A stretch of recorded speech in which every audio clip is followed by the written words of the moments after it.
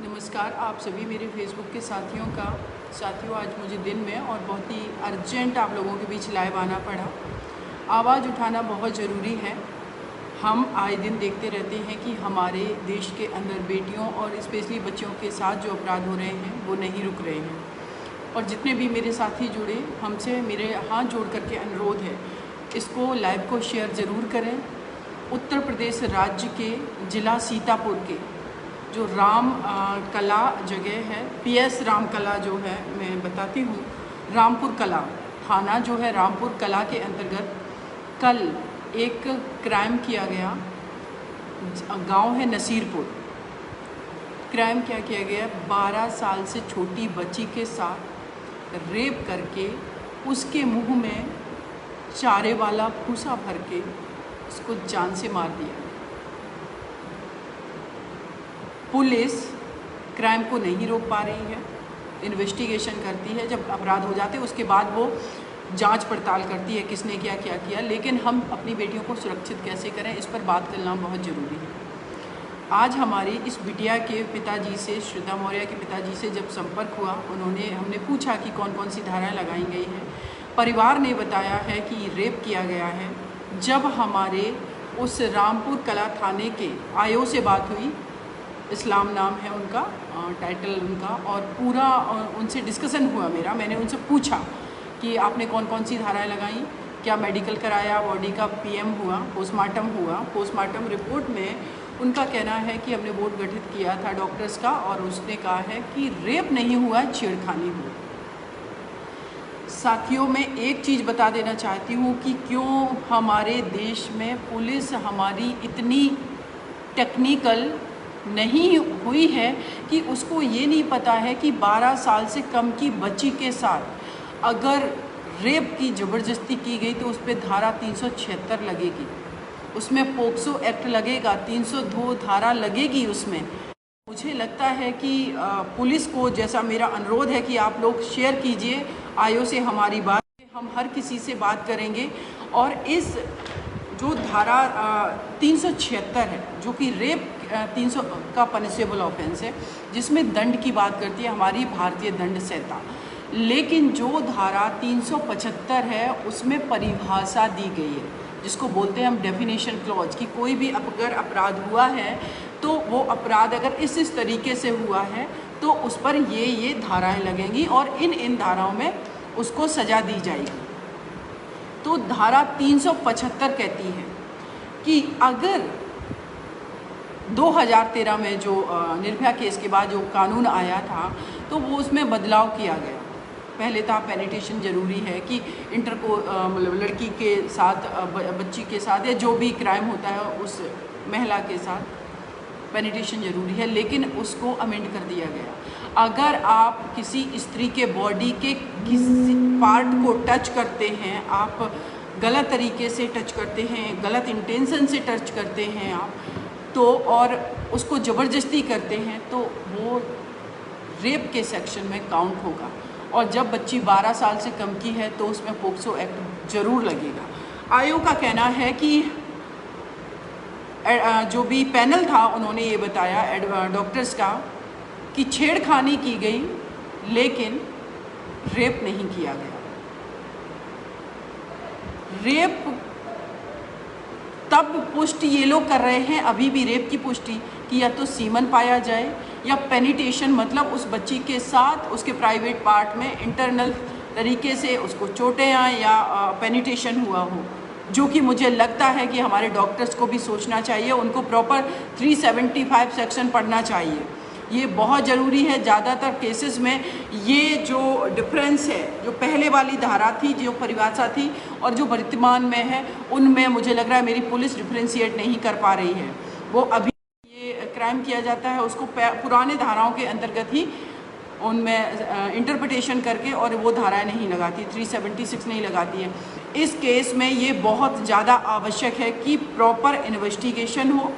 अगर PM report आ गई है, जो कि उनका कहना है, आयोग का कहना है कि रेप की पुष्टि नहीं हुई है, लेकिन जो वो ये बता रहे हैं कि जिस तरीके की छेड़खानी की गई, 12 साल से कम की बच्ची है, तो मैं उनको बताना चाहती हूँ कि इस FIR में और फर्दर अगर आपने एफआईआर फाइल कर ली है, लॉन्च हो गई है, तो उसमें इन्वेस्टिगेशन में आप आज ही 376 धारा लगाइए।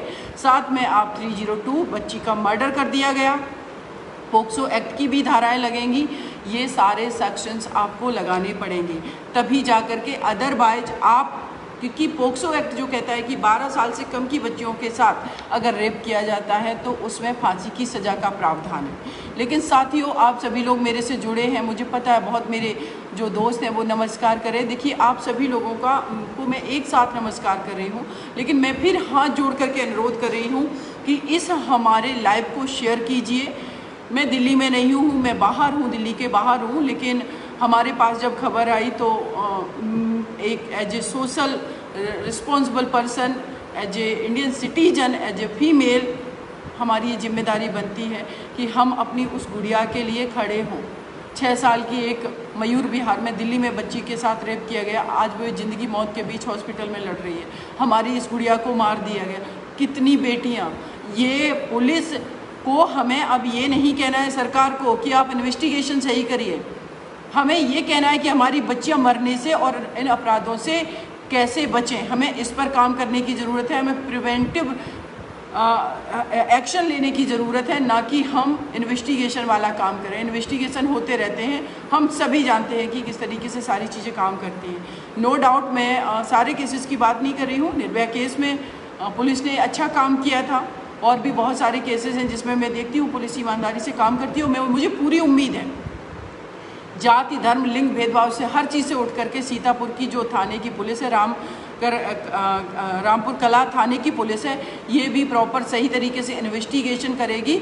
और इसमें जो धारा की मैंने बात की 376 जो कि रेप की धारा है, उसको जोड़ा जाएगा, पोक्सो एक्ट की धारा जोड़ी जाएगी, तभी उस बेटी को के साथ जो अपराध हुआ और जिसने अपराध किया है उसको सज़ा मिल पाएगी। अन्यथा ये कानून की जो बारीकी, जो इंटरप्रिटेशन अगर इस लेवल पे नहीं करके नहीं प्रॉपर धाराएं लगाई जाएंगी तो कोर्ट में जो क्राइम हुआ उस क्राइम की सज़ा आप नहीं दिला सकते हैं, दूसरे अपराध की सज़ा मिलेगी और वो अपराधी कभी छूटेगा, कभी उसको बेल मिलेगी, कभी पैरोल पे छूटेगा, कभी एंट्रीम बेल मिलेगी, ये सारे रिलीफ मिलते रहेंगे। तो 2 चीज़ें बहुत ज़रूरी हैं हमारे, एक तो कानून का इम्प्लीमेंटेशन प्रॉपर हो, प्रॉपर इन्वेस्टिगेशन हो, क्योंकि एक कहावत है कानून की कि लोग कहते हैं कि शायद चाहे 90 अपराधी छूट जाएं, 99 अपराधी छूट जाएं, लेकिन एक इनोसेंट को सज़ा नहीं मिलनी चाहिए। मैं कहती हूँ ये कैसे कॉन्सेप्ट आपने चला रखे हैं, क्यों 99 अपराधी छूट जाए। इन्वेस्टिगेशन एजेंसियों को इतना स्ट्रॉन्ग करिए, टेक्निकल बनाइए, आपकी जो पोस्टमार्टम रिपोर्ट है, जो आपकी एफएसएल रिपोर्ट है, इनको टाइम में पर ये आ जाए, और साथ ही साथ पुलिस हमारी टेक्निकल हो जाए, तो कैसे कोई अपराधी छूट सकता है। और अगर ये युक्ति सही लगती है, मुझे लगता है पूरे जुडिशियल सिस्टम को, कि 99 अपराधी छूट जाए लेकिन एक इनोसेंट को सज़ा नहीं मिले, डेफिनेटली एक इनोसेंट को सज़ा नहीं मिलनी चाहिए। अगर मिल रही है तो वो भी पुलिस और सिस्टम और जुडिशरी की खामियां हैं, और अगर 99 छूट रहे हैं तो तब भी ये पुलिस और हमारे प्रशासन और हमारी जुडिशरी की ये खामियां हैं। ये बातें बहुत पुरानी हो गई हैं, ये कॉन्सेप्ट बहुत पुराने हो गए हैं। हम 21st सेंचुरी में हैं, हमारे पास टेक्नोलॉजी है, हमारे पास टैलेंट है, हमारे पास ह्यूमन रिसोर्सेज हैं, हमारे पास किस चीज़ की कमी है जो हम इस तरीके के स्टेटमेंट को फॉलो करके अभी भी एक्चुअल में 99 अपराधियों को छोड़ देते हैं, और वो जा करके देश के लाखों अपराधियों को ये मैसेज देते हैं कि आप क्राइम करेंगे तो हमारे तरीके से ही छूट करके आएंगे। तो आप सभी से मेरा हाथ जोड़ के अनुरोध है, सीतापुर पुलिस को, अगर आप लोग ट्विटर पे हैं, फेसबुक पर हैं, इंस्टाग्राम पर हैं, उनको टैग करिए, उनको मेरा लाइव शेयर कीजिए, आप अपने तरफ से लिखिए, और मैं अभी पोस्ट भी लिखूंगी। उस पोस्ट में सारी डिटेल उस बिटिया के साथ जो क्राइम हुआ है वो उसमें मेंशन करूंगी। और आप लोगों से मैं उम्मीद करती हूं कि अगर हम लोग एकजुट होकर के आवाज़ उठाएंगे, क्योंकि ज़रूरी नहीं कि हम हर केस में हर जगह पहुंच जाएं, लेकिन हमारी पहुंच जहां तक है, हम जितना कर पा रहे हैं अपने से कंट्रीब्यूट करें। हम अपने घरों में बैठे हैं, हम कहीं पर भी हैं, 2 मिनट 1 मिनट पोस्ट शेयर करने में या अपनी बात रखने में 5 मिनट कुछ नहीं जाता है। हम कितना भी बड़ा काम कर लें, किसी भी पोजीशन पे चले जाएं, कोई मेरे नज़र में कोई मायने नहीं रखता। अगर आप किसी असहाय, किसी विक्टिम इंसान के साथ खड़े नहीं हो रहे, किसी ज़रूरतमंद का साथ नहीं दे रहे हैं, किसी दुखी इंसान को, किसी पीड़ित इंसान को उसका सहारा नहीं बन रहे, उसकी भावनात्मक, उसको मानसिक रूप से सपोर्ट नहीं कर रहे हैं, तो मुझे लगता है कि हमारा जीवन ही निरर्थक है। तो साथियों, आप लोगों से मेरा अनुरोध है, इस हमारी बिटिया के लिए, सीतापुर की जो बिटिया है, नसीरपुर गांव की बेटी है, उस बेटी के लिए आप लोग खड़े होइए, क्योंकि इन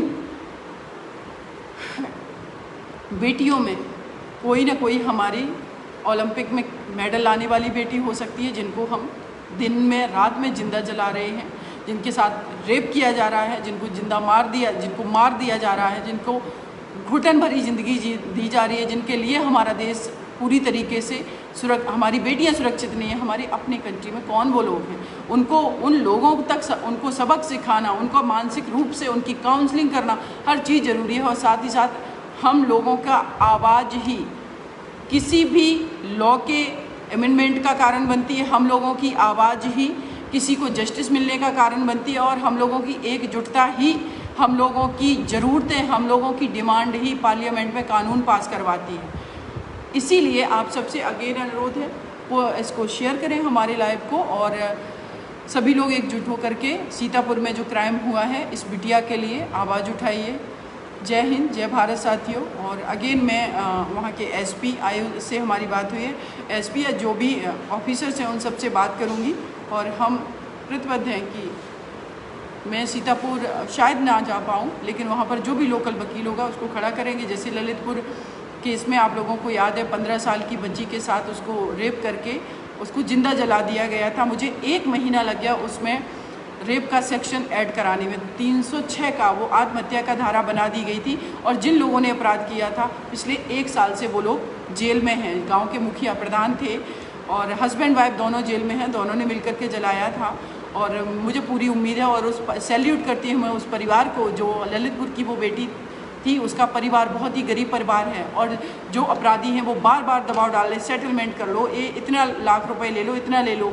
लेकिन उस माँ का कहना है, मैडम मुझे मेरी बिटिया अकेली मेरी बेटी थी, मुझे न्याय चाहिए, और मेरा बेटा जो छोटा है वो अभी भी अपनी दीदी को याद करता है। ये संवेदना, घर में इंसान कितना बिखरता है, टूटता है, अपने घर की बच्चियों को जब खेलते हंसते पढ़ता हुआ देखता है कि शायद मेरी बेटी भी अपने देश के लिए अच्छा करेगी, अगर कुछ नहीं भी करेगी, सिंपल इंसान की तरह उसको जीने का अधिकार है, जो कि हम एज ए सिटीजन उन अपनी बेटियों के जिंदा रहने के अधिकार को छीन रहे हैं। उनके स्वाभिमान की धज्जियां हम लोग